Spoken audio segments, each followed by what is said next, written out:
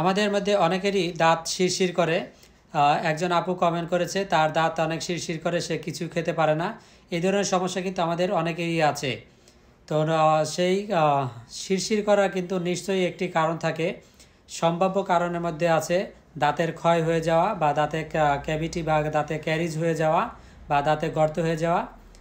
এছাড়া দাঁতের root surface যদি এক্সপোজ হয়ে যায় তাহলে কিন্তু শিরশির করতে পারে, অথবা দাঁতের গোড়ায় দীর্ঘদিন যাবৎ ক্যালকুলাস বা প্ল্যাক যদি জমে থাকে তাহলে সেক্ষেত্রে কিন্তু দাঁত শিরশির করতে পারে। আর কোনো কোনো ক্ষেত্রে দেখা যায় যে টক জাতীয় খাবার বা বিভিন্ন কারণে, বিভিন্ন অ্যাসিডিক রিয়াকশনের কারণে দাঁতটাই কিন্তু হাইপার সেন্সিটিভ হয়ে যায়, সেক্ষেত্রেও দাঁত শিরশির করতে পারে। সো এই কারণগুলির চিকিৎসা যদি করা হয় তাহলে কিন্তু আপনার শিরশির করা বন্ধ হয়ে যাবে।